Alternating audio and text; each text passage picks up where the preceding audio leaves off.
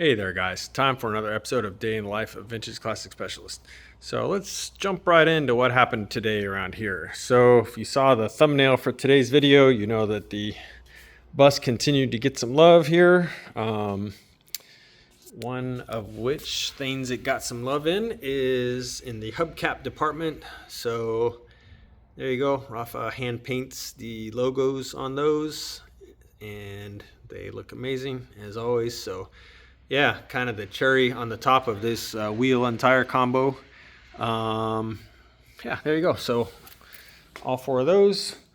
The spare tire, which is sitting in there, we need to have Octavio make a cover for it, and then we'll mount it in there properly. It's sitting in there backwards now. I just kind of put it in there to test fit it. But yeah, make a cover for that, and then that'll be all squared away there. The other big thing today is the reverse light, which is actually installed with a proper switch on the transmission. So now when you select reverse on the shifter, it comes on. I'll show you guys here real quick. So bus is already in reverse, which is pretty much against the seat here. And that's the electric fuel pump you hear because there's no room for a regular fuel pump with that type of fan shroud, but yeah, there you go. It's all lit up. And just to prove that it's wired correctly, let me take this thing out of reverse, like so. And voila, lights off. Okay, that's enough of that annoying fuel pump. Let's turn this thing off. Ugh, that sound. Okay, anyway, so there you go. Yeah, I mentioned that we might just sort of cosmetically put the light in and not really wire it in. Got some pretty snarky comments about that, but you know, whatever. Anyway, the problem is on these is that when the transmission is in the car, it's very difficult to get at the plug on the it's basically up on the nose cone of the transmission where that switch would go. So the reverse switch was not installed on this transmission because in this year you wouldn't normally have such a switch, but there is the basically like a hole for it, which is plugged. And the problem is that hole is very close to the torsion housing and the body and so on. So the concern is getting the plug out and then being able to put the actual switch in its place. And so depending on how that went, we might have just put the light on and not wired it up. But Rafa managed to get under there and basically make a tool essentially to extract the plug out of there. And then at that point, it was just a matter of screwing the switch in its place. The wiring for that light is super simple. It all basically resides back here. So on V-dubs that have a reverse light, the switch gets its power off the coil power. So you pretty much use an inline fuse, run power to the switch, and then from the switch, it goes to the light itself, and then, you know, of course, ground, and that's it. So it's a very, very simple circuit. Again, the concern was really just being able to get up in there and remove the plug and put in the actual switch. So there you go. We did it. So hope you guys are all happy now. I'm happy. I'm glad we were able to get it in there, but I didn't want to sort of guarantee it because it can be kind of a bitch to get up in there and do that. So anyway, all's well that ends well. So there it is. The other thing that appears to have happened today, but actually didn't, is a roof rack. So the customer picked up this roof rack for it, bought it off the Samba. He really liked the way it looked.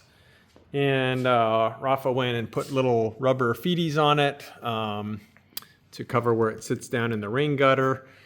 We hoisted it up, and lo and behold, it is sitting right on the canvas rag top.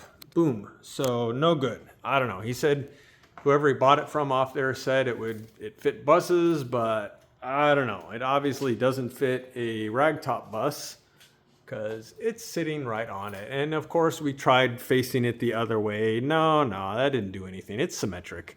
either way you put it, it's pretty much just riding on the canvas there. So let the owner know. And in the past, he's used Impy racks, and they fit fine, they clear. So we went ahead and ordered an Impy rack, and he'll pick this one up and do whatever he's going to do with it. But so it will have a roof rack on it, just not this particular one because it don't fit.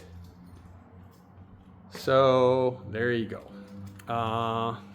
Let's see what else. I think just some other minor things.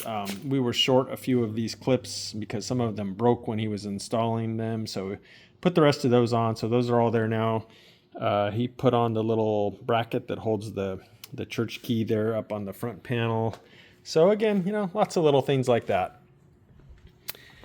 And that was pretty much Rafa's day. My day worked a little bit more on the buggy here, and the major thing I did, I suppose, was figure out the battery mounting. So the owner provided this thin little Odyssey battery and a mount for it, and Rafa and I kind of looked at it and we decided this is probably the best place to put it, was on this sort of front wall here of the, I don't know, engine compartment or whatever you even want to call this area down here. I guess under the back seat. Anyway, whatever that area is, that's where we put it. And went ahead and mounted that with carriage bolts. So you can see them right here. Still dusty from when I drilled. Fiberglass makes a lot of dust when you drill it. Anyway, so there's the carriage bolts, two there, holding that in place. And then went and routed the wires for it. So positive lead is here. Negative lead is going to the transmission, and then it'll go to the negative terminal here. I don't have it hooked up because there's wires all over this buggy that are just not connected to anything. So last thing we want to do is have those wires be hot. So whenever we're ready, it'll be a simple matter of connecting the ground right here, and then we'll have power. But in the meantime, got everything figured out. We did have to make a custom cable here for positive, which has this type of end on both ends because this battery doesn't use the usual big post style mounting. It's got little threaded deals. So yeah, did that. And what else? I think I worked a little bit more on his gauge cluster. Went ahead and added the wires here, which will power the speedometer power for its idiot lights and stuff, and then the gauge power and stuff like that, and the what do you call it, fuel gauge power. So yeah, pretty much this is ready now for when it goes in the car to connect wires from the idiot lights, 12-volt power, and ignition coil here on this. And other than that, yeah, this is pretty much wired up as much as it can be until it actually like goes in the car and gets, kind of interfaced with all that. So yeah, much more neat than it was before. If any of you saw what this looked like before, it pretty much looked like that. So I think that's a decent amount better. And then, we used all the correct wire colors and stuff on it. So just kind of a little bit nicer install than it had been previously. And what else? Couple things on the hot rod here. The major thing on this car is that I heard from Clyde Berg today, and I don't remember if I mentioned it or not, that Clyde was going to try his hand at welding up the engine case for this car. We got the magnesium welding rod. I dropped that off with him yesterday, I think, and yeah, he was able to actually repair the case where it had been leaking. So that's all welded up. So thank goodness for that. Got off pretty cheap, like a few $100 there, and a little money for some welding rod, and it's all repaired. So that case half has now gone back to the engine builder, who will put it back together, and then I'll put it back in the car, and we'll kind of pick up where we left off. I don't remember if I mentioned yesterday the fiasco with the seats on this car. I think I did. It had later seats in it, which, you know, they pretty much look like the right seats until you go and mount them, and then they're all floppy because the tracks are actually different. Yeah, I guess I did mention that. Anyway, so we kind of debated and we finally landed on just replacing the tracks on the floor. So those are pretty much just welded to the floor. And so I went ahead, and luckily Wolfsburg West makes the seat rails. So these are the correct ones with a kind of T-shaped top instead of the more like L-shaped top that the earlier ones have. So got a pair of new seat rails.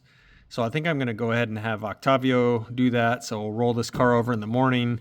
He'll drill out the old ones, weld in these. We'll, you know, put some paint on them, do any touch up of the undercoating up underneath this car where it needs it, and, you know, put the carpet back down because obviously it'll have to be peeled up to weld these in, and we'll be as good as new. So yeah, between getting the seats in it finally, and then getting his motor repaired, and then I'm hoping that our paint shop that we use for this car is going to have my hood maybe tomorrow, and hopefully it actually matches the car now.